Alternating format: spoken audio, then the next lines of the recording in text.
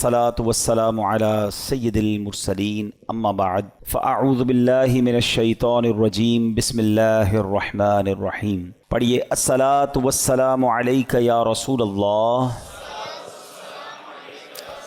وعلی آلک واصحابک یا حبیب اللہ۔ الصلاة والسلام علیک یا نبی اللہ وعلی آلک واصحابک یا نور اللہ۔ درود پاک پڑھنے کے بے شمار فضائل و برکات ہیں۔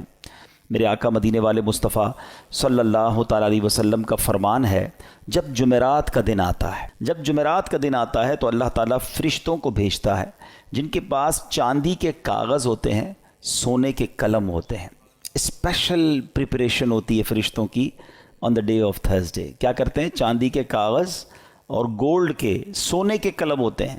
وہ لکھتے ہیں، اس دن لکھتے ہیں کہ کون یوم جمعرات اور شب جمعہ مجھ پر کثرت سے درود پاک پڑھتا ہے۔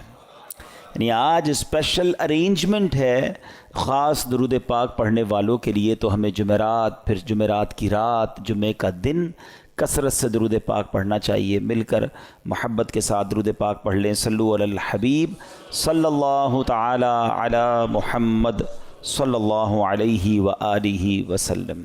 عاشورہ کا دن یہ کتنا ہسٹوریکل ڈے ہے، کیسے کیسے عظیم واقعات عاشورے کے دن ہوئے، اور پھر وہ واقعہ ہوا جو آج بھی مسلمانوں کو تڑپا دیتا ہے۔ کربلا کے میدان میں بھوکا پیاسا اور ظلم کے ساتھ نواسہ رسول امام حسین اور ان کے پورے قافلے کو جس طرح بے دردی سے شہید کیا گیا، اور جو ظلم کیا گیا وہ آج بھی سنتے ہیں تو دل دہل اٹھتا ہے۔ تو آج ہم کچھ امام حسین رضی اللہ تعالیٰ عنہ کی فضائل پر، اور اس کے بعد ان یزیدیوں کا کیا بنا۔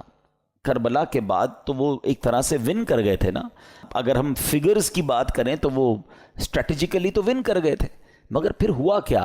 ان کو کیا وہ راس آئی وہ حکومت، اور کیا انہوں نے مزے کیے؟ کیونکہ وہ تو چاہتے تھے کہ امام حسین بھی یزید کی بیعت کر لیں، مگر اس کے بعد کنٹرول کیسا ملا اور ان کا نتیجہ کیا نکلا؟ بہت سارے درس ہیں ہمارے پاس آج کے بیان میں، اور یقیناً یہ دل کو افسردہ کرنے والی باتیں بھی ہیں۔ مگر اس سے پہلے میں کہ آپ کو پیر مہر علی شاہ صاحب، سبحان اللہ، جیسے سیدی اعلیٰ حضرت ہے نا، آئے ہائے، پیر مہر علی شاہ صاحب بھی کمال کی شخصیت ہیں۔ اللہ نے کمال کا عشق رسول عطا فرمایا اور کمال کا علم بھی عطا فرمایا۔ مگر آپ کا ایک واقعہ سنیے گا آپ۔ ایک بار ایک پادری آپ کے پاس آیا، عیسائیوں کا پادری تھا، اور وہ کہتا ہے کہ قرآن پاک میں آپ کا دعویٰ یہ ہے کہ تمام چیزوں کا ذکر ہے، ہر بات کی اس کے اندر جو ہے وہ ڈیٹیل موجود ہے، تو امام حسین تو آپ کے نبی کے نواسے ہیں، اور اسلام کی خاطر اتنی بڑی قربانی دی، کربلا کے میدان میں سب کچھ لٹا دیا، لیکن ان کا ذکر تو قرآن مجید میں موجود نہیں ہے۔ پیر مہر علی شاہ صاحب سے وہ کہتے ہیں، پیر مہر علی شاہ صاحب نے اس انگریز کا، اس پادری کا یہ اطمینان کے ساتھ اعتراض سنا، اور آپ نے کہا کہ کیا آپ نے قرآن پورا پڑھا ہے؟ وہ پادری کہتا ہے ہاں میں نے پورا قرآن پڑھا ہے، اور قرآن میں اپنی جیب میں رکھ کے گھومتا ہوں، جو بکلیٹ تھی قرآن کی وہ ساتھ ہی رکھتا تھا۔ تو آپ نے فرمایا اچھا ایسا کرو کہ قرآن پڑھو میرے سامنے، تم کہتے ہو ذکر نہیں ہے، میں تمہیں بتاتا ہوں کہاں ذکر ہے، قرآن پڑھو۔ کہاں سے پڑھوں گا؟ کہیں سے بھی پڑھو، قرآن جدھر سے بھی پڑھنا ہے پڑھو۔ وہ پادری حیران ہو گیا۔ اب قرآن اسٹارٹ کرنے سے پہلے اس نے پڑھی بسم اللہ الرحمن الرحیم۔ پیر مہر علی شاہ صاحب نے کہا بس رک جاؤ، بسم اللہ الرحمن الرحیم پڑھی ہے نا، تو اب غور سے سنو۔ اور آپ نے فرمایا کہ بسم اللہ شریف کے علم الاعداد کے لحاظ سے 786 اعداد ہیں، آپ بھی جانتے ہوں گے 786 یہ جو ہے نا اعداد بنتے ہیں، یہ ایک پورا علم ہے علم الاعداد کا۔ تو آپ نے فرمایا کہ نوٹ کرو بسم اللہ الرحمن الرحیم میں 786 عدد ہیں، اور امام حسین جو لفظ امام حسین ہے اس کے عدد ہیں 210، لکھو اپنے پاس۔ امام حسین کا سن پیدائش ہے 4 ہجری، لکھو آگے 4۔ آپ کا سن شہادت 61 ہجری ہے، لکھو آگے 61۔ لفظ کرب و بلا کے جو عدد بنتے ہیں وہ بنتے ہیں 261، لکھو 261۔ امام حسن کے عدد بنتے ہیں 200۔ امام حسن کا شہادت جو سن ہے وہ ہے 50 ہجری۔ اب ان سب کو ٹوٹل کرو، جب اس نے ٹوٹل کیا تو اس کا رزلٹ بھی 786 آتا ہے۔ ہمارے علماء کا علم دیکھو. اب اس پادری کے سامنے آپ فرماتے ہیں ابھی تو ایک ہی آیت پڑھی ہے, اس میں امام حسین کا نام بھی موجود ہے, ان کی پیدائش کا سن کا ذکر بھی موجود ہے, امام حسین کی سال شہادت کا ذکر بھی موجود ہے, امام حسین کے بھائی جان امام حسن کا نام بھی موجود ہے. اس آیت سے پتہ چل گیا کہ یہ دونوں بھائی بھی ہیں. آگے چلو گے تو قرآن میں اور بھی اس طرح کے واقعات مل جائیں گے. اللہ اکبر. جب پادری نے بسم اللہ الرحمن الرحیم کی تفسیر کا یہ انداز پیر مہر علی شاہ صاحب سے سنا تو اس کا دل نور ایمان سے جگمگایا, وہ کلمہ پڑھ کر مسلمان ہو گیا.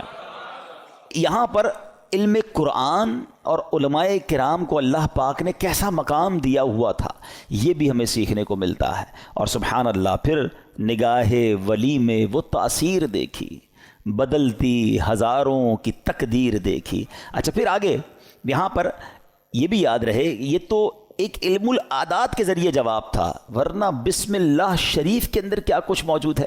مولا علی شیر خدا کرم اللہ تعالی وجہ الکریم, آپ پتہ کیا ہیں, آپ باب صلی اللہ کہلاتے ہیں. ہم نے منقبت میں سنا نا, وہی جن کو باب صلی اللہ کہیں. باب صلی اللہ کا مطلب کیا ہے؟ آقا فرماتے ہیں, حدیث پاک کا مضمون ہے, میں علم کا شہر ہوں اور علی اس کا دروازہ ہے, یعنی باب ہے اس شہر کے.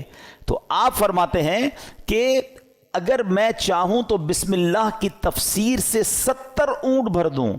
یعنی اس کا مطلب یہ ہوا کہ اتنے کاغذوں پر اتنی بکس بن جائیں گی تفسیر کی, صرف بسم اللہ شریف کی, کہ 70 اونٹوں پر اس کو رکھا جائے گا تب جا کر کمپلیٹ ہوگی.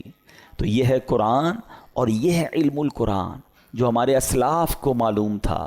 مگر آج ہم قرآن سے بہت دور ہیں, ہم قرآن پڑھتے نہیں ہیں. اچھا یہ تو ایک فی البدی جواب تھا پیر مہر علی شاہ صاحب کا کہ جناب علم العادات سے یہ ذکر کیا, مگر قرآن مجید فرقان حمید میں اہل بیت اطہار کا صراحت کے ساتھ اور سبحان اللہ گویا ان کی شان اور ان کی منقبت قرآن بیان کرتا ہے. کتنی خوبصورت ایک آیت ہے قرآن پاک کی, پارہ 22 ہے, سورہ احزاب, آیت نمبر ہے 33. اللہ قرآن میں ارشاد فرماتا ہے, انما یرید اللہ لیذھب عنکم الرجس اہل البیت ویطہرکم تطہیرا.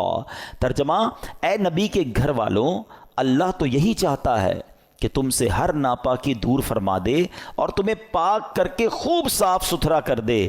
طبرانی اور مسلم شریف میں حدیث پاک میں ہے کہ پیارے آقا علیہ الصلوۃ والسلام نے حضرت علی, حضرت فاطمہ اور حسنین کریمین رضی اللہ تعالیٰ عنہم کو چادر مبارک میں لے کر یہ آیت تلاوت فرمائی. اور ایک روایت میں ہے کہ آپ علیہ الصلوۃ والسلام نے دعا کی, مولا یہ میرے اہل بیت ہیں, انہیں خوب ستھرا فرما دے. سبحان اللہ. اسی آیت کے بارے میں مولانا حسن رضا خان صاحب لکھتے ہیں نا, ان کی پاکی کا خدائے پاک کرتا ہے بیان, ان کی پاکی کا خدائے پاک کرتا ہے بیان. آیا تطہیر سے ظاہر ہے شان اہل بیت, یعنی ان کی شان قرآن بیان کر رہا ہے.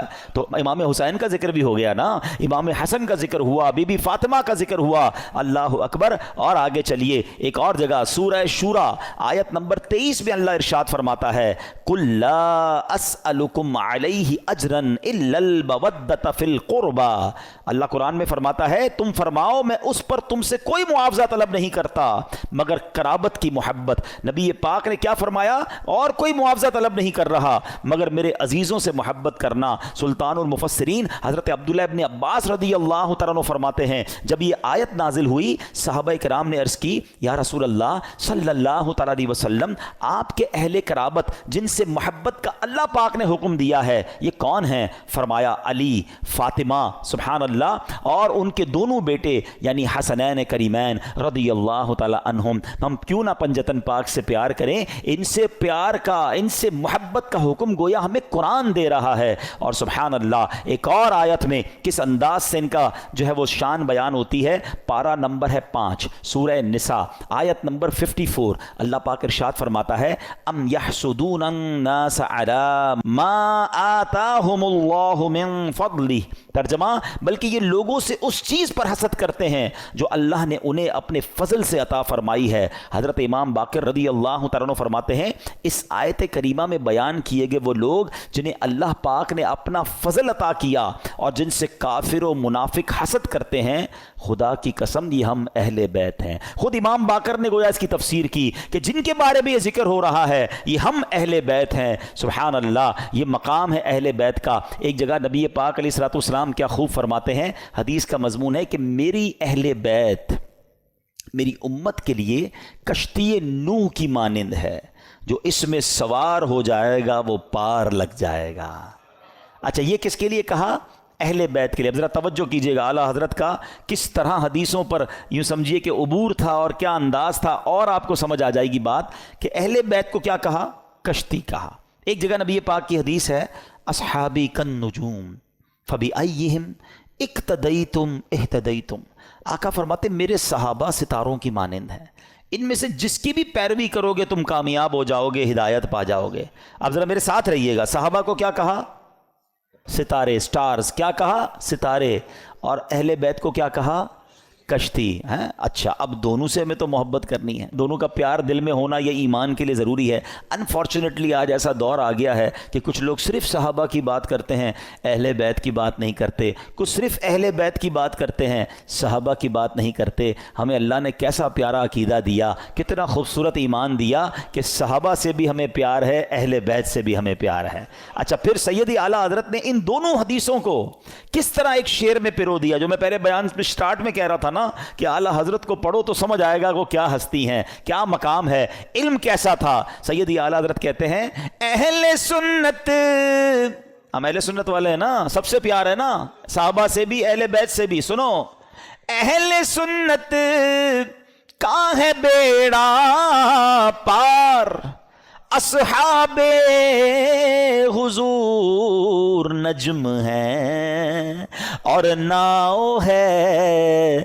عطرت رسول اللہ کی. کہتے ہیں اہل سنت والوں کا تو بیڑا پار ہی لگنا ہے. اب جو تھوڑا سا اسٹڈی کرتے ہیں کہ یہ جو سمندر پار کرنے کے لیے دو چیزیں بڑی ضروری ہیں، اچھی کشتی اور ستارے. اب تو کمپاس وغیرہ آ گئے، ورنہ پہلے ستاروں سے ہی راستہ تلاش کیا جاتا تھا. تو فرمایا ہمارا تو بیڑا پار ہونا ہے، کشتی جو ہے ہماری جو اہل بیت ہے اور ستارے جو ہیں وہ ہمارے صحابہ ہیں. دونوں کا پیار دل میں ہے، دونوں کو فالو ہم کر رہے ہیں، انشاءاللہ بیڑا پار لگ جانا ہے.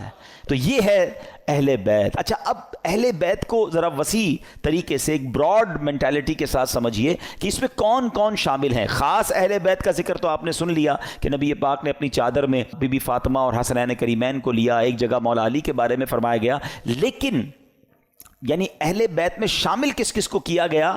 علماء فرماتے ہیں، اور بھی قرآن پاک کی چونکہ آیات ہیں، تو اہل کا معنی ہے والا اور بیت کا معنی ہے گھر. یعنی اہل بیت کا مطلب ہوا گھر والا.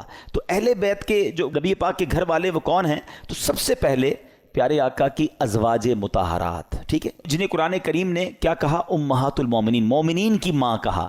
تو یہ پیارے آقا کے اہل بیت میں ہیں.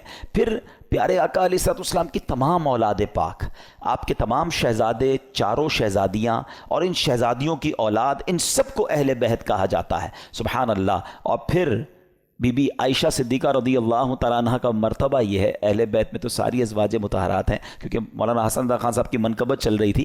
تو آپ جب نبی پاک علیہ الصلوۃ والسلام کے ساتھ کمرے میں ہوتی اور جبریل امین جب وحی لے کر آتے نا، تو حجرہ عائشہ میں داخل ہونے سے پہلے اجازت لیا کرتے ہیں کہ حضور کیا میں اندر آ سکتا ہوں؟ Look at the status of that particular house. حجرہ عائشہ. اچھا حجرہ عائشہ کون سا ہے پتہ ہے آپ کو؟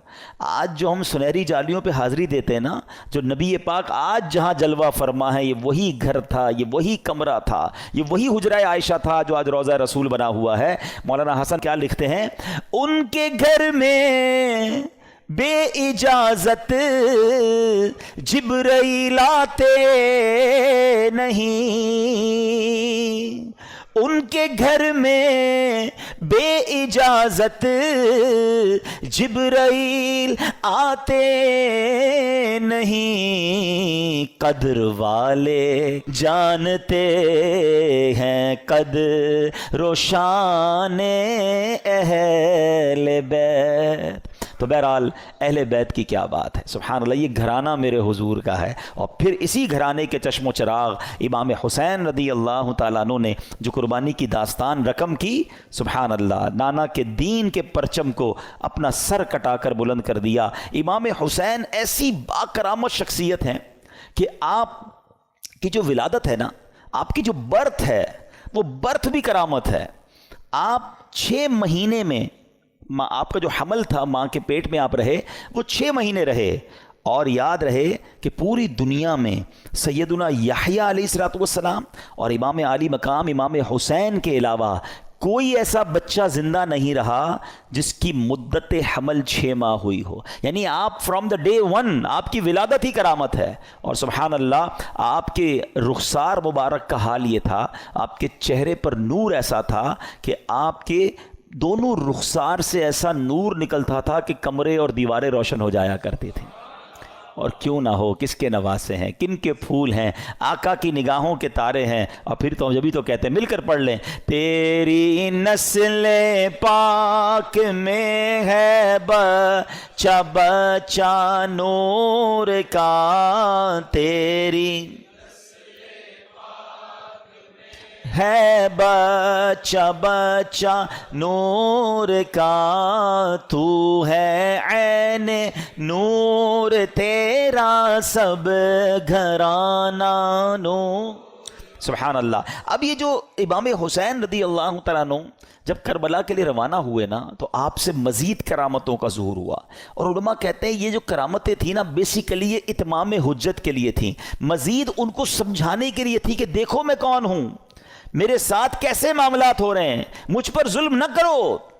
مگر ان ظالموں کی آنکھوں پر لالچ کا ایسا پردہ تھا۔ امام حسین فرسٹ آف آل آپ نے مدینے سے کوچ کیا اور اب مکے آیا۔ اب اسی راستے میں سیدنا ابن مطیع رحمۃ اللہ تعالی سے ملاقات ہوئی۔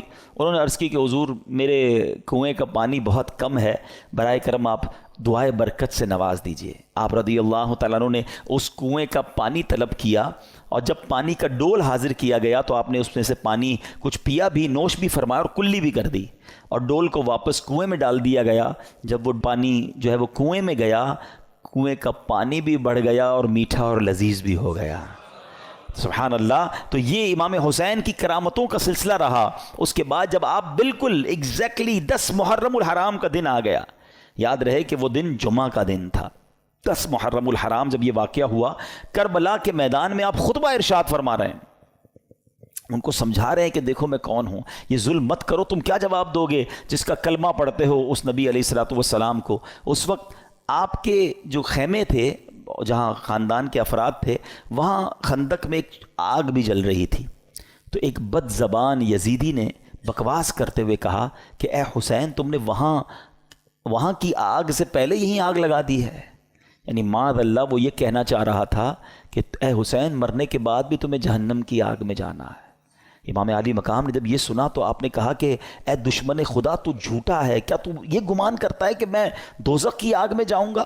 امام علی مقام کے قافلے کے جانثار نے کہا کہ آپ مجھے اجازت دیں تو میں ابھی اس کا سر قلم کر دوں۔ آپ نے اجازت نہیں دی۔ آپ نے فرمایا حملے کا آغاز ہماری طرف سے نہیں کرنا، ہو سکتا ہے یہ پرووک کر رہے ہوں، یہ اس لیے ہمیں کہہ رہے ہیں کہ ہماری طرف سے پہل ہو جائے، اور یہ کہیں ہم نے تو حملہ نہیں کیا تھا، امام حسین والوں نے پہلے حملہ کیا۔ حالانکہ اس قدر بڑی گستاخی کی تھی، آپ نے اپنے ساتھی کو روک دیا، مگر آپ نے اللہ کی بارگاہ میں دعا کی۔ دل بڑا دکھا ہوا تھا کہ ایسی بات اس نے کر دی۔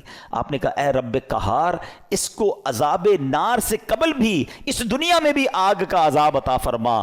آپ کی دعا قبول ہوئی۔ وہ بندہ جو گھوڑے پہ بیٹھا تھا، اس کی گھوڑے کو جھٹکا لگا، گھوڑا خود ہی دوڑتا ہوا گیا، اور وہ گھوڑے سے جب جہاں گرا تو وہاں آگ لگی ہوئی تھی۔ اسی خندق میں یہ بندہ جا کر گرا، اور وہ بد نصیب آگ میں جل کر بھسم ہو گیا۔ امام علی مقام نے سجدہ شکر ادا کیا اور اللہ تعالیٰ کی بارگاہ میں عرض کی کہ یا اللہ، تیرا شکر ہے کہ تو نے آل رسول کے گستاخ کو سزا دی۔ اب یہاں بھی ان کے سامنے یہ واقعہ ہو رہا ہے، سارے لوگ دشمن سامنے کھڑے ہیں، اور یہ آپ کی دعا قبول ہو رہی ہے، آپ کے گستاخ کو سزا مل رہی ہے، مگر وہ سمجھنے کے لیے تیار نہیں ہے، وہ انڈرسٹینڈ کرنے کے لیے تیار نہیں ہے۔ آپ یقین کریں، جو کربلا کے میدان میں امام حسین نے خطبہ دیا ہے نا ان یزیدیوں کے سامنے، لاسٹ خطبہ، حالانکہ اپنے سارے شہید ہو چکے تھے، مگر پھر بھی، حالانکہ اس وقت تو عام آدمی تو یہ سوچے کہ اب انہوں نے سب میرے بندے مار دیے، اب میں نے ان کو نہیں چھوڑنا، اب آخری وقت بھی سلو کی بات کرتے رہے، انہیں سمجھانے کی بات کرتے رہے، انہیں یہ بتاتے رہے کہ میں کون ہوں، یاد کرو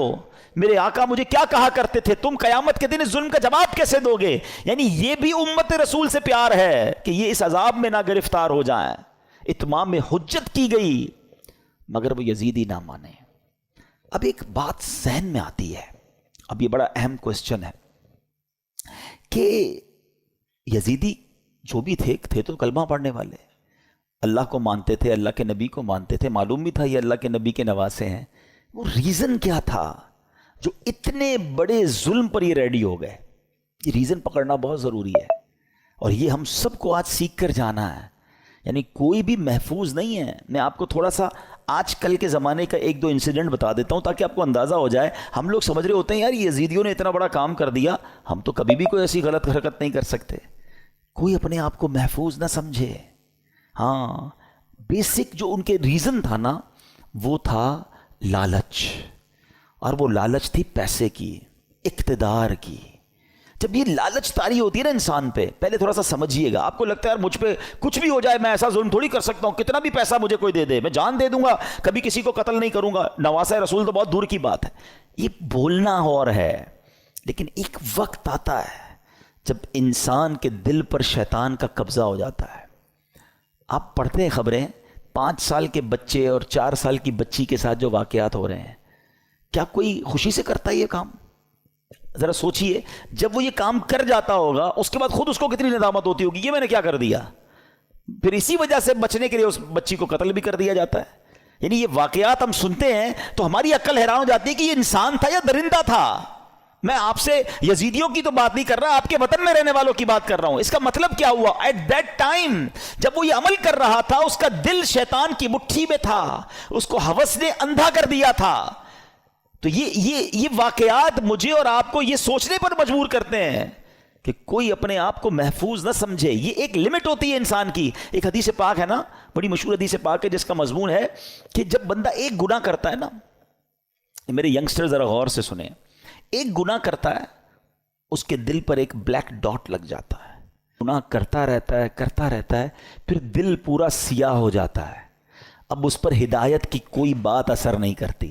یہ جو روز شراب پیتے ہیں، جناب پارٹی کرتے ہیں، حرام کام کرتے ہیں اور گندی چیزیں دیکھ رہے ہوتے ہیں، دوستوں میں بیٹھے گناہ کر رہے ہوتے ہیں، نمازیں قضا کر رہے ہوتے ہیں، اپنے آپ کے بارے میں یہ ضرور سوچ رہے ہوتے ہیں کہ میں اتنا بھیانک کام نہیں کروں گا، مگر ایک وقت آتا ہے کہ دل سیاہ ہو جاتا ہے۔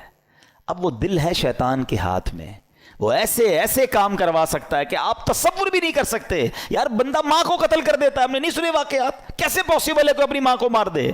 لیکن ایک لمٹ ہوتی ہے، اس کے بعد انسان جب اوور لمٹ ہوتا ہے تو شیطان جو چاہے اس سے کروا لیتا ہے۔ تو اللہ سے توبہ کرتے رہا کرو، اور اس کا بیسٹ طریقہ یہ ہے کہ گندے اور برے ماحول سے اپنے آپ کو بچائیں۔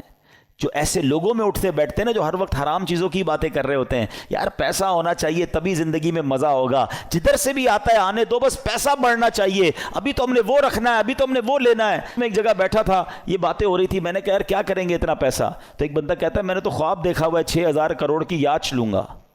وہ کیا ہوتا ہے؟ کوئی پانی کے اندر کوئی جہاز ہوتا ہے؟ اب میں نے کہا یار دیکھو کراچی کے رہنے والے نے بھی ایسا خواب دیکھا ہے۔ اب اتنے بڑے جس نے خواب دیکھے ہیں تو پھر اس کو کہاں سے قناعت اور کہاں سے صبر آئے گا؟ اللہ کی رضا پر راضی رہنا ہم کب سیکھیں گے؟ تو بہرحال میرے پیارے اسلامی بھائیوں، سوچو اس بات کے، یہ کیسے، اس ریزن کو پکڑیے، یزیدیوں کے ایسا کیا ہو گیا تھا کہ یہ اندھے ہو گئے تھے؟ آج بھی بندہ اندھا ہوتا ہے۔ ہاں، ظلم کرنے والے نہیں دیکھے آپ نے؟ بندوں کو ڈرل کرتے ہیں، ہاتھ پیر کاٹتے ہیں، قتل کر دیتے ہیں، پیسے چاہیے قتل کرنے کے لیے، تو وہ کیسے تیار ہو جاتے ہیں؟ ان کا دل سیاہ ہو گیا، اب ان سے کچھ بھی کروا لو۔ یہ شراب ہے نا، اس کو ام الخبائث کہا گیا، برائیوں کی ماں۔ یہ وہ چیز ہے کہ اس کا جو عادی ہو جائے، اب شراب کے علاوہ بھی عجیب عجیب نشے آ گئے، نشے میں گرفتار جو ہوا نا، اب اس کو ماں بہن کی بھی تمیز نہیں ہے، اس کو کسی کی بھی تمیز نہیں ہے، وہ کر جائے گا جو کوئی سوچ ہی نہیں سکتا۔ اور اس کے بعد وہ خود بھی شرمندہ ہوگا کہ یہ میں نے کیا کیا، نشے میں تھا۔ تو یہ وہی بات ہے کہ بندہ جب برائی کی طرف جاتا ہے تو ایک کے بعد دوسری، دوسری کے بعد تیسری، تیسری کے بعد چوتھی۔ یہ غور کیجئے، یہ بات ہمیں یہ سمجھنی ہوگی کہ ہمیں اپنے آپ کو گناہوں سے بچانا ہے، ورنہ یزیدی راستے پر چلنے میں دیر نہیں لگتی، جس کو پیسے کی لالچ نے گھیرا ہوا ہے۔ اچھا ایک اور عجیب بات بتاؤں میں آپ کو، ہم دل کو عربی میں کیا کہتے ہیں؟ قلب۔ کیا کہتے ہیں؟ امراض قلب لکھا ہوتا ہے نا، قلب موٹے کاف سے۔ اس کا مطلب کیا ہے؟ میننگ آف قلب منقلب ہونے والا، بدلنے والا۔ یہ جو دل ہے نا یہ بدلتا رہتا ہے۔ اب میں آپ کو کچھ ایگزامپلز دیتا ہوں، آپ کو سمجھ آئے گی میری بات۔ کبھی کبھی ہمارے دل پر ایسا خوف طاری ہو جاتا ہے اللہ کا، آنسو بہتے ہیں، بندہ کہتا ہے یار بس اب کوئی گناہ نہیں کروں گا۔ یہی دل ہے، یہی ہم ہیں۔ کبھی کبھی اسی دل پر گناہ کرنے کا اتنا جنون سوار ہو جاتا ہے کہ بندہ کہ کچھ بھی ہو جائے میں نے یہ گناہ کرنا ہے۔ ارے تھوڑے دنوں پہلے تو رو رہا تھا۔ کبھی کبھی اس دل پر ایسی کیفیت طاری ہوتی ہے سخاوت کی کہ بندہ کہتا ہے بس یار سارا ہی مال اللہ کی راہ میں دے دو، جتنا دینا ہے دے دو۔ کبھی کبھی اسی دل پر ایسی بخل طاری ہوتا ہے، بندہ کہتا ہے 1 روپیہ خرچ نہیں کروں گا۔ ارے کبھی کبھی یہ دل اتنا رحم دل ہو جاتا ہے کہ بندہ بچے کے ساتھ بھی بیٹھ کے نرمی سے بات کر رہا ہوتا ہے، پیار کر رہا ہوتا ہے۔ اور کبھی کبھی یہ دل اتنا سخت ہو جاتا ہے کہ بندہ کسی پر رحم کرنے کے لیے تیار نہیں ہوتا۔ یہ ساری کیفیتوں میں ہم گزرتے ہیں، ہاں ہم سب گزر رہے ہوتے ہیں۔ کبھی عشق رسول کی کیفیت ہوتی ہے، کبھی یاد مدینہ کی کیفیت ہوتی ہے، اور کبھی برے برے خیالات آ رہے ہوتے ہیں۔ یہ کیا ہے؟ یہ اس کے بارے میں علماء نے لکھا کہ یہ دل جو ہے نا ایسا ہے کہ ریگستان میں ایک پتا پڑا ہوا ہے، ہوا جدھر آئے ادھر پتا اڑ جاتا ہے، دل اسی طرح بدلتا رہتا ہے۔ اور اب اس کنسیکوینس کو ذہن میں رکھ کے اب میرے آقا کی دعا سنو۔ اللہ کے حبیب دعا کرتے ہیں، یا مقلب القلوب ثبت قلبی علی دینک۔ اس دعا کا مطلب پتہ ہے دعا کرنے والا کون ہے؟ کونین کے والی اللہ کے حبیب علیہ الصلوۃ والسلام، جن کے صدقے مجھے اور آپ کو ایمان ملا، وہ دعا کر رہے ہیں، اے دلوں کو پھیرنے والے میرے دل کو اپنے دین پر ثابت قدمی عطا فرما۔ کیونکہ یہی دل بدلتا ہے تو بندہ کافر ہو جاتا ہے، مرتد ہو جاتا ہے، کسی غلط عقیدے میں چلا جاتا ہے، کسی اور کے خیالات سمجھ آنے لگ جاتے ہیں، کیونکہ دل بدلتا رہتا ہے۔ تو دل کو اس طرح بے پرواہ نہ چھوڑ دو، اس کی بھی حفاظت کرنی ہے، اور اس کو بھی اسٹیڈ فاسٹ صحیح راستے پر رکھنا میری اور آپ کی ذمہ داری ہے۔ دعائیں کریں، اپنے دل کے لیے دعائیں کریں، اور پھر ایسے ماحول میں رہیں۔ تو جو لوگ کہتے ہیں نا یار میں سب کی سنتا ہوں، کیا کریں، انٹرنیٹ آ گیا ہے، ہر بندے کی سننی ہے، دیکھوں تو صحیح مسلمانوں پر اعتراض کیا کرتے ہیں کافر، ذرا یہ سنوں، عیسائی کیا کہتے ہیں، ہندو کیا کہتے ہیں، کرسچن، اب یہ سب چیزیں سننی ہیں۔ انٹرنیٹ کا زمانہ ہے، پتہ نہیں کس کی کون سی دلیل دل میں بیٹھ جائے، اور بندہ سوچتا رہے یار اللہ تعالیٰ ہے بھی کہ نہیں، کیونکہ وسوسہ شیطان نے ڈال دیا، اور اب وہ وسوسوں کا شکار ہے۔ اب وہ نبی پاک کے بارے میں وسوسے میں ہے، وہ آخرت کے بارے میں وسوسے میں، کہاں کس نے تھا وہ باتیں سننے کے لیے؟ تم نے خود اپنے دل کو ادھر لگایا۔ کچھ لوگ بد عقیدہ کو سنتے ہیں، یار دیکھو تو صحیح ہمارے عقیدے کے بارے میں کیا اعتراض کر رہے ہیں، تم کوئی عالم ہو، مفتی ہو، کتنی اسٹڈی ہے تمہارے پاس، کیوں سنتے ہو وہ باتیں؟ خدا را بات سمجھو میری، یہ دل اگر پلٹ گیا نا تو ہم نے بڑے بڑوں کو پلٹتے دیکھا ہے، اور یہ یزیدی ہمارے سامنے پوری مثال موجود ہے، بڑے یعنی سب کچھ پتا تھا انہیں، مگر جب شیطان آنکھوں پر لالچ کا پردہ، ہوس کا پردہ ڈالتا ہے تو انسان وہ کچھ کر جاتا ہے کوئی سوچ بھی نہیں سکتا۔ بلم بن باورا یاد ہے آپ کو؟ یہ وہ شخص تھا کہ جو مستجاب الدعوات تھا، سر اٹھاتا تھا تو لوح محفوظ کو دیکھ لیتا تھا، اتنا بڑا عبادت گزار۔ اور لالچ کیا کی؟ جب بنی اسرائیل والے گئے پیسے لے کر کہ آپ پیسے لیں آپ کی ساری دعائیں قبول ہوتی ہیں، حضرت موسیٰ کے خلاف ذرا بد دعا کر دیں۔ پہلے تو اس نے دوڑا دیا کہ پاگل ہو گئے، میں اللہ کے نبی کے بارے میں بد دعا کروں گا، اور پیسے بڑھائے اور انعام بڑھائے، عورتیں دیں، بہت سارے کام کیے انہوں نے۔ وہی بات، اتنا بڑا عبادت گزار تھا، کیا اسے نہیں پتا تھا؟ مگر جب لالچ اور شیطان غالب ہو جاتا ہے، بلم بن باورا نے وہ بدبختی کی کہ حضرت موسیٰ کے خلاف بد دعا کرنے چل پڑا۔ مگر اللہ کی شان دیکھیں، وہ بد دعا حضرت موسیٰ کے خلاف کرتا تھا، الفاظ اپنے لیے نکلتے تھے، اس کی زبان لٹک گئی اور کفر پر اس کا خاتمہ ہوا۔ اب علماء فرماتے ہیں کہ اصحاب کہف کا جو کتا تھا نا، کیونکہ وہ اصحاب کہف کے ساتھ تھا، اچھوں کے ساتھ رہا، وہ کتا جو ہے جنت میں بلم بن باورا کی شکل میں جائے گا اور بلم بن باورا جہنم میں کتے کی شکل میں ڈالا جائے گا. یہ ڈرتے رہنا ہے ہمیں. یہ واقعہ سننا اپنی جگہ ہے، مگر یہ جو ظلم کیا گیا نا، ریزن کیا تھا؟ پیسے تھے، لالچ تھی، اقتدار تھا. اس سے سمجھ ہی آئی بات کہ لالچ، ہوس، اور جب بندہ شیطان کا پیروکار بن جاتا ہے پھر اس سے کچھ بھی متوقع ہے. آپ کبھی یہ نہ سوچیں کہ میں یہ گناہ نہیں کر سکتا. یہ سمجھ لیں اپنے لیے زوال کا آپ نے شروع کر دیا. جو اپنے آپ کو محفوظ سمجھتا ہے نا کہ یار بس میں نہیں، میں بڑا پکا ہوں. کوئی پکا نہیں ہے بھائی. جب اللہ کے نبی دعا کر رہے ہیں تو میں اور آپ کون ہیں؟ ہمارے صحابہ لرزتے تھے، روتے تھے، اللہ سے دعا کرتے تھے ایمان کی حفاظت کے لیے. پیران پیر سیدی غوث اعظم رضی اللہ تعالیٰ عنہ کہتے ہیں، لوگ کہتے ہیں آج عید کا دن ہے، عید کا دن ہے. عبد القادر کے لیے عید کا دن وہ ہوگا جب وہ اپنا ایمان سلامت لے کر قبر میں جائے گا. غوث پاک ہیں، ولیوں کے سردار، کہتے ہیں ایمان بچا کر قبر میں جانا یہ بہت مشکل ہے. آج کے دور میں تو اور مشکل ہے. سیدی اعلیٰ حضرت نے 100 سال پہلے ایک بات کر دی تھی کہ سونا جنگل، رات اندھیری، چھائی بدلی کالی ہے، سونے والو جاگتے رہیو، چوروں کی رکھوالی ہے. ادھر چور گھوم رہے ایمان کے. کہتے ہیں آنکھ سے کاجل صاف چرا لیں، یا وہ چور بلا کے ہیں، تیری گٹھڑی تاکی ہے اور تو نے نیند نکالی ہے. تم سو رہے ہو، مزے کر رہے ہو، فکر ہی نہیں ایمان کی.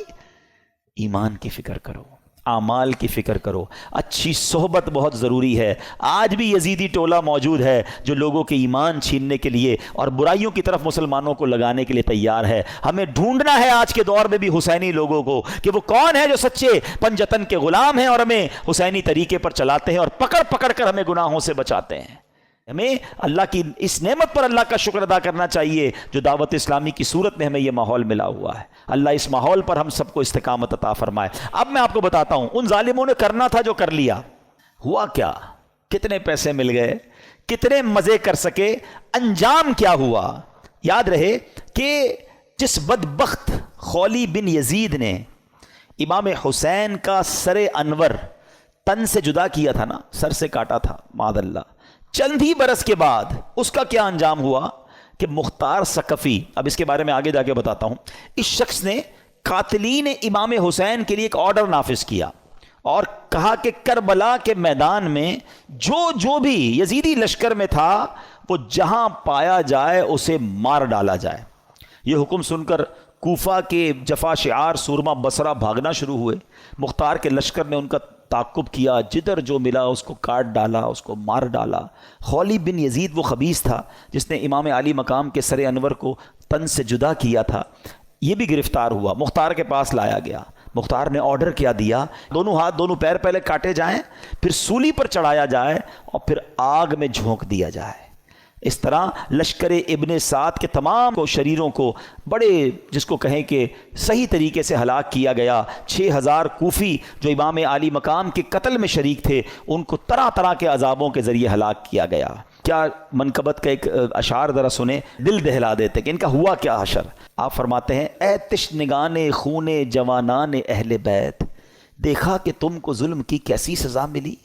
رسوائے خلق ہو گئے، برباد ہو گئے، مردود و تم کو ذلت ہر دو سرا ملی. دنیا پرستو دین سے منہ موڑ کر تمہیں دنیا ملی نہ عیش و طرب کی ہوا ملی. تم نے اجاڑا حضرت زہرا کا بوستان، تم نے اجاڑا حضرت زہرا کا بوستان، تم خود اجڑ گئے تمہیں یہ بد دعا ملی. آخر دکھایا رنگ شہیدوں کے خون نے، سر کٹ گئے امانہ تمہیں ایک ذرا ملی. اور ذرا مقطع سنو، کہتے ہیں پائی ہے کیا نعیم انہوں نے ابھی سزا، ابھی سزا تو ملی نہیں ہے. پائی ہے کیا نعیم ابھی انہوں نے سزا، دیکھیں گے وہ جہیم میں جس دن سزا ملی. ابھی تو انہیں آخرت کا عذاب ملنا باقی ہے. اچھا، اب خولی بن یزید کا یہ حال ہوا. ایک حدیث پاک سن لیں، ہم لالچ پر بات کر رہے تھے نا، لالچ کتنی بری چیز ہے. اللہ کے حبیب علیہ الصلوۃ والسلام فرماتے ہیں ترمذی کی حدیث، 2 بھوکے بھیڑیے بکریوں میں چھوڑ دیے جائیں وہ اتنا نقصان نہیں پہنچاتے جتنا کہ مال مرتبے کا لالچ انسان کے دین کو نقصان پہنچاتا ہے. بھیڑیے جا کر بکریوں کو تو چیڑ پھاڑ کر دیں گے نا. فرمایا اس سے زیادہ دین کو نقصان انسان کو جب لالچ مال کی یا مرتبے کی ہوتی ہے نا، وہ اس کے دین کا بیڑا غرق کر دیتی ہے. یہ سوچنے کی بات ہے. اچھا اب یزید کا کیا ہوا؟ اچھا یزید نے اتنا بڑا ظلم کیا، اتنا بڑا اسٹیج سجایا، کسی طرح اقتدار مل جائے. اقتدار ملا کتنا؟ یزید جو ہے اقتدار میں 3 برس 6 ماہ رہ سکا، بس 3.5 سال اسے اقتدار ملا، اور پھر 39 سال کی عمر میں مر گیا. 39 ایئرس کی ایج میں. کیا عمر ہوتی ہے یہ؟ لیکن بڑی بری عادتیں تھیں، شراب کا عادی تھا، بدکاری کا عادی تھا. ایک رومی لڑکی سے اس کو عشق ہو گیا. اس لڑکی نے اس کو جنگل میں بلایا، بیابان میں بلایا، اور جب خوب شراب کے نشے میں دھت ہو گیا تو اس کو خنجر کے وار کر کے یہ کہہ کر ہلاک کیا کہ تو بدبخت اپنے نبی کے نواسے سے وفاداری نہ کر سکا، مجھ سے کیا وفاداری کرے گا. اس کو مار کر وہ لڑکی چلی گئی. کئی دنوں تک کسی کو پتہ ہی نہ چلا. چیل کوے اس کی لاش کو نوچتے رہے. اس کے ساتھی ڈھونڈنے نکلے کہ یزید گیا کدھر. بیابان میں اس کی سڑی ہوئی لاش ملی، کھڈا کھود کر اس کو دفنا دیا گیا. یہ انجام ہوا ان ظالموں کا. ایک یزید کے بعد سب سے بڑا جو یوں سمجھیے کہ کوفہ کا جو گورنر تھا نا، وہ بڑا مجرم تھا. اس کا نام تھا ابن زیاد. ابن زیاد کی بھی آپ دیکھیں اللہ پاک کی، کہتے ہیں نا اللہ اپنی قدرت کے نظارے کیسے دکھاتا ہے. 10 محرم ہی کا دن تھا، 6 برس بعد 10 محرم کے دن ابن زیاد انتہائی ذلت کے ساتھ مارا گیا. اس کا سر کٹوا کر کوفہ میں مختار ثقفی کو بھجوایا گیا. یہ وہی محل تھا جہاں امام حسین کے سر انور کو لایا گیا تھا. ٹھیک 6 سال بعد ابن زیاد کے سر کو لایا گیا. اب اس کا جب سر رکھا گیا تو ایک بڑا سا سانپ آیا اور اس کے سر کے اندر داخل ہو گیا. پورے محل کے لوگ ڈر گئے، کبھی آنکھوں میں جاتا، کبھی ناک میں جاتا. تو میرے پیارے اسلامی بھائیوں، یہ واقعات ان یزیدیوں کا انجام ہمیں بتاتا ہے کہ ظلم جو ہے نا وہ زیادہ دیر نہیں چلتا ہے. اگر دنیا میں آج بھی کوئی ظلم کر رہا ہے، کسی کا مال دبایا ہوا ہے، کسی کا حق دبایا ہوا ہے، کسی کی زمین پہ قبضہ کیا ہوا ہے، کسی کو ویسے ہی ڈرا رہا ہے، وہ یہ نہ سمجھے کہ یہ پائیدار ہے. ظالم کا انجام جو ہے نا وہ بڑا ہی عبرتناک ہوتا ہے. پھر دنیا تماشا دیکھتی ہے، اور مظلوم جو ہے اللہ اسے ترقی دیتا ہے، اللہ اسے عروج دیتا ہے. قرآن مجید فرقان حمید میں اللہ کریم نے ظالموں کے بارے میں کیا فرمایا؟ اللہ فرماتا ہے کذالک اخذ ربک اذا اخذ القری وہی ظالمہ ان اخذہ علیم شدید. اللہ فرماتا اور ایسی پکڑ ہے تیرے رب کی جب بستیوں کو پکڑتا ہے ان کے ظلم پر، بے شک اس کی پکڑ دردناک کر رہی ہے. اللہ جب پکڑتا ہے نا تو پھر اس کی لاٹھی بے آواز ہے. پھر پتہ چلتا ہے ظالموں کو کیسے تتر بتر ہو جاتے ہیں. بڑے بڑے ظلم کرنے والے آئے، ان کا نام لینے والا کوئی نہیں ہے. تو میرے میٹھے اسلامی بھائیوں، ظالم ہونا یہ یزیدی طریقہ ہے، مظلوم ہونا یہ حسینی طریقہ ہے. کبھی ظلم ہو بھی جائے نا تو ظلم کا بدلہ ظلم سے نہیں دیا جاتا. اس نے ہمارے بندے مارے، ہم اس کے بندے مار دیں. آج کل یہی ہو رہا ہے، دشمنیاں چلتی ہیں. ہمارے یہاں نہیں تو کبھی قبائلی علاقوں میں چلے جائیں. ہمارا جب دورہ ہوتا ہے بلوچستان میں اور اندرون سندھ میں تو پتہ چلا وہ خاندانی اور قبائل کی لڑائی چل رہی ہے. انہوں نے ہمارے بندے مارے، اب ہم ان کے ماریں گے. اسی چکر میں زندگیاں گزر گئیں. ختم کریں ان چیزوں کو. ظلم کرنے والا کبھی کامیاب نہیں ہوتا. اللہ مظلوم کے ساتھ ہوتا ہے، مظلوم کی دعا سنی جاتی ہے. تو ہمیں اللہ ہمیشہ ظلم سے محفوظ فرمائے کہ انشاءاللہ ہماری وجہ سے کسی مسلمان کو تکلیف نہیں پہنچے گی. ہم تکلیف سہ لیں گے، صبر کر لیں گے، لیکن کسی کو تکلیف نہیں پہنچائیں گے، کیونکہ امام حسین کے پیچھے پیچھے جنت میں جانا ہے نا انشاءاللہ. اللہ پاک ہمیں کربلا والوں کا فیضان نصیب فرمائے اور ان کی قربانیاں اور ان کی مزارات پر کروڑوں رحمتوں کی بارش نازل فرمائے، اور ان کے صدقے ہمیں بھی دین متین کی خاطر قربانی دینے والا بنائے. قربانی دینے کے عادی بنو. چھٹی ہوگی تو اجتماع میں جائیں گے، چھٹی ہوگی تو جناب کوئی نیکی کا کام کریں گے، ورنہ تو کاروبار ہی کرنا ہے. ایسا نہیں، وقت کی قربانی دیں. آپ سے جان کی تو ابھی کوئی قربانی نہیں مانگ رہا، ایٹ لیسٹ وقت کی تو قربانی دیں. مدنی قافلے دعوت اسلامی کے سفر کرتے ہیں، قافلوں میں سفر کریں، دین کے لیے وقت دیں، قرآن پڑھنے کے لیے وقت دیں، علم دین سیکھنے کے لیے وقت دیں، کچھ اچھا بڑا کام دین کا کرنے کے لیے وقت دیں. تو انشاءاللہ یہ وقت کا ایک ایک لمحہ بھی آپ کو کام آئے گا. اللہ پاک ہمیں عمل کرنے کی توفیق دے. میرے اعمال کی اصلاح کرم سے